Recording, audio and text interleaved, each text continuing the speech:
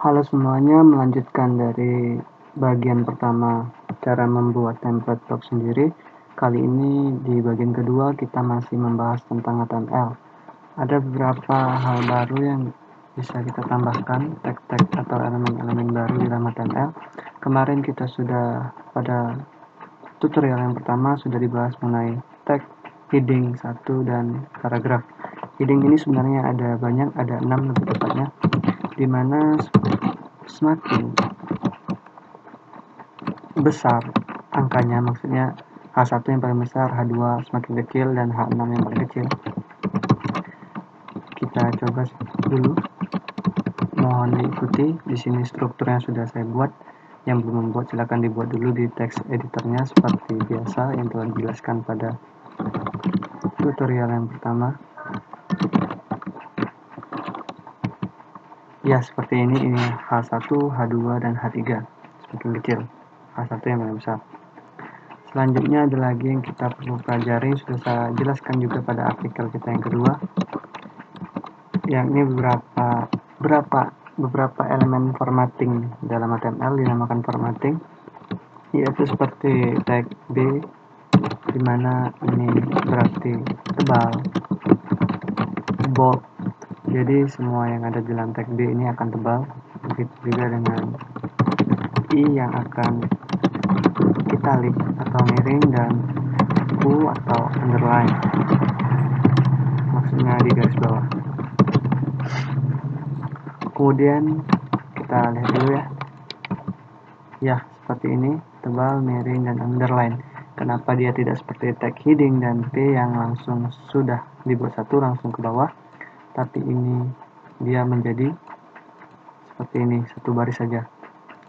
Karena beberapa tag memang seperti itu, jadi kita harus membuat baris barunya secara manual dengan tag BR. Tag BR tidak perlu penutup seperti ini tidak perlu. Jadi hanya seperti ini saja sudah cukup untuk membuat sebuah baris baru. Jadi maksudnya di sini setelah ada kata tebal, kita buat baris baru dituliskan miring, dan baris baru lagi, kita lihat langsung hasilnya. Ya, seperti ini dia jadi ke bawah. Ada juga setelah kita bahas HR atau membuat garis horizontal. HR nya seperti BR, tidak perlu ditutup. Seperti ini, ada garis horizontal. Kita juga mempelajari tentang formatting center, di mana ini akan berada di tengah.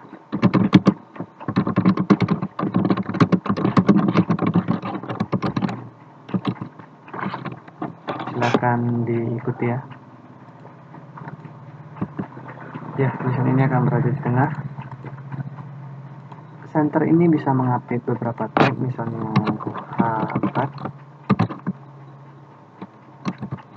Jadi maksudnya nanti di sini tulisan ini akan seperti formatnya heading, yaitu tebal, heading keempat, tapi juga berada di tengah.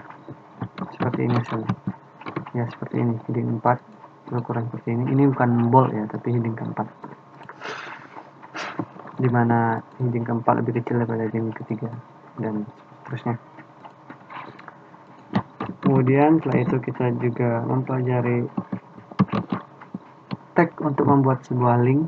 Elemen untuk membuat sebuah link yaitu kita gunakan tag A seperti ini. Kemudian dalam tag A ini memiliki atribut href.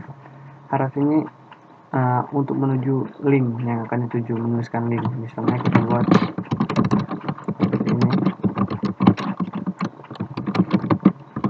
link. Kita save dan kita lihat ini akan menjadi sebuah link yang jika kita klik akan ke Google. Di sini saya tidak ada koneksi internet, lebih tepatnya saya matikan. Kemudian selain membuat link, kita juga sudah mempelajari IMG. Semua ini sudah saya jelaskan ya pada artikel bagian kedua, cara membuat template blog sendiri, sudah ada pada blog saya. Cara membuat atau menampilkan gambar ini dalam tag IMG ini tidak boleh ditulis seperti ini ya, memang sudah aturannya IMG. Ini memiliki beberapa atribut, yakni pertama source, Source ini untuk menuliskan directory atau lokasi file, atau bisa misalnya filenya online, bisa kita tulis alamat gambar itu berada. Jadi di sini kita buat gambar.jpg dengan width ini merupakan lebar, sudah jelas ya bahasa Inggris. Height-nya sepertinya cukup 50 pixel. Width dan height ini kita buat dalam ukuran pixel ya. Dan ada lagi ALT yang berarti ini alternatif jika gambar tidak muncul. Gambar gagal dimuat. Silakan diikuti untuk membuat link dan gambarnya. Maka dia akan menjadi ya seperti ini.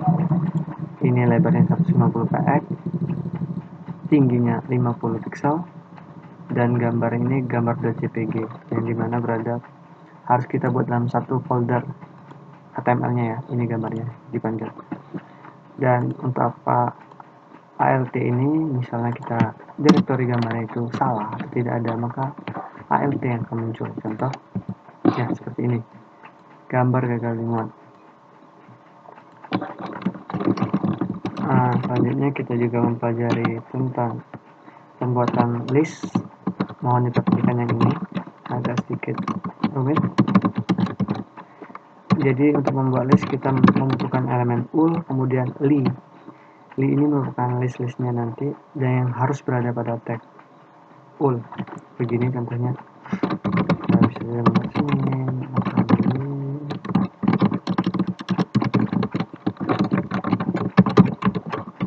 Mohon diperhatikan dan diikuti. Kita belajar pelan-pelan saja dulu dari HTML. Ini sudah saya singkat HTML-nya untuk beberapa hal yang penting saja. Di pertemuan selanjutnya mungkin saya akan membahas CSS. Ya seperti ini. Ini list dan ini harus berada di dalam ul untuk membuatnya. Jadi sintak penulisannya seperti ini. Sebenarnya ul ini juga bisa diganti dengan all. Apa perbedaannya? Ya, dia akan berganti menjadi tipe angka. Tapi all ini memiliki atribut, jadi kita juga bisa membuat type-nya misalnya I. Jadi dia dimulai dari huruf I atau begini. Kita buat huruf kecil. Ya, seperti ini. Kemudian ada atribut start. Type ini merupakan tipenya ya. Kemudian start ini kita mulai dari berapa? Misalnya 2. Ya, maka dia akan mulai dari 2, 3, dan 4. Selanjutnya kita juga telah membahas komentar. Cara pembuatan komentar seperti ini.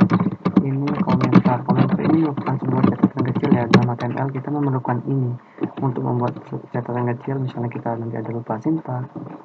Ini tidak akan ditampilkan. Contoh jika kita save dan kita refresh, tidak akan ada tampilan ini komentar. Fungsinya ini untuk apa? Misalnya di sini kita buat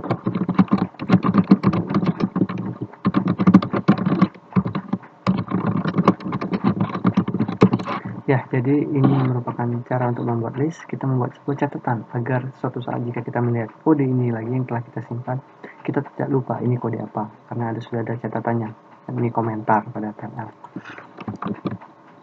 Ya, itu kita lihat kita sudah membuat banyak sekali. Belum banyak, ini sebenarnya masih dasar. Kemudian kita juga mempelajari sebuah teks yang lumayan unik, yakni font. Font ini memiliki banyak atribut yang bisa kita modifikasi banyak sekali. Pertama untuk face-nya kita buat Arial teks ini.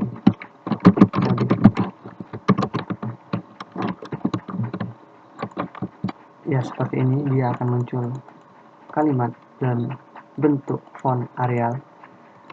Atribut face mendefinisikan sebuah font apa yang digunakan. Kemudian ada atribut color, sudah jelas ini apa, yang tidak tahu bahasa Inggris color ya. Color red akan berubah menjadi merah, itu juga bisa blue, yellow, green, dan lainnya. Kemudian juga ada line align ini merupakan ya posisinya. Jika center dia menggunakan kalender.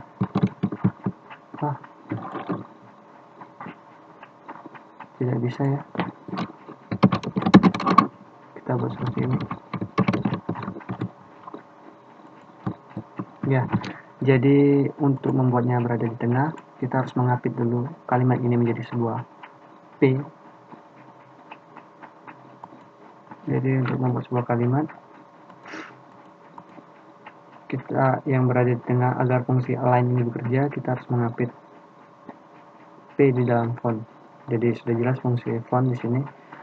Ya, di sini juga bisa kita ganti dengan right. Inilah manfaat align dibandingkan dengan center. Center ini tidak bisa diganti dengan right ya, hanya center, tidak bisa jadi left, right, hanya center. Dengan ini bisa kita ganti jadi right atau left. Contoh seperti ini.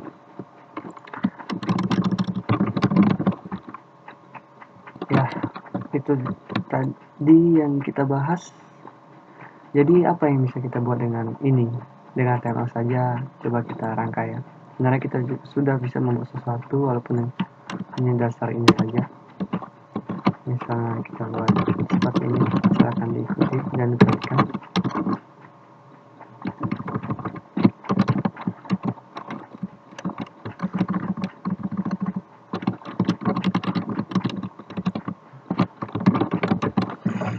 Agak sedikit lama ya karena saya akan merancang di sini.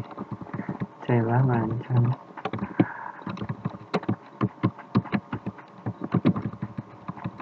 Mohon diperhatikan.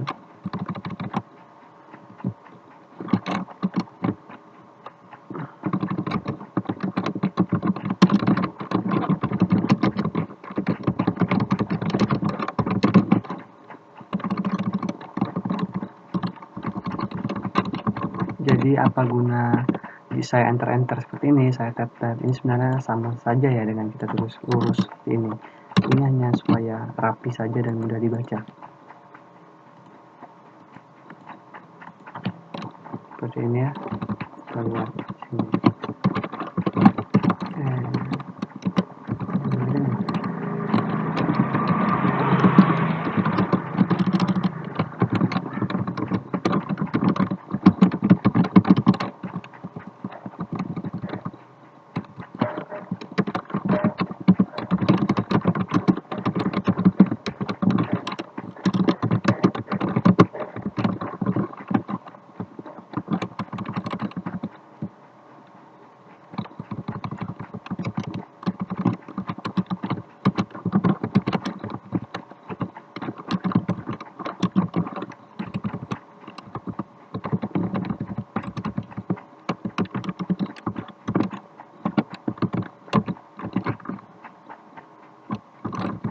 Silakan diperhatikan, mohon maaf ini agak lama.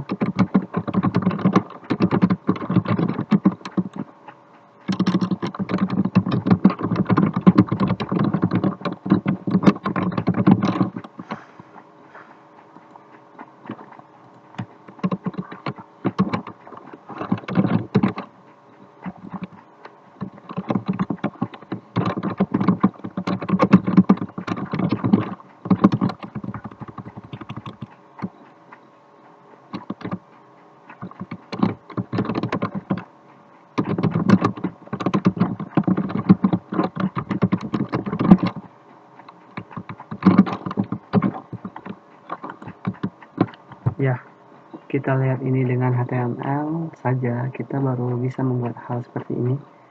Tapi ini sudah lumayan berbentuk.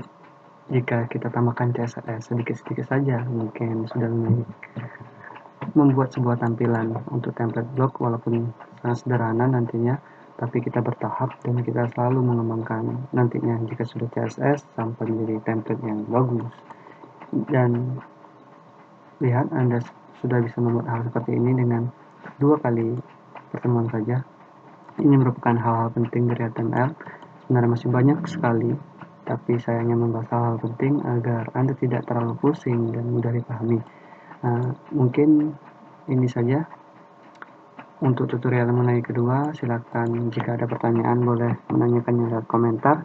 Kita lanjutkan pada tutorial yang ketiga. Mohon maaf bila ada kesalahan. Sekian, terima kasih.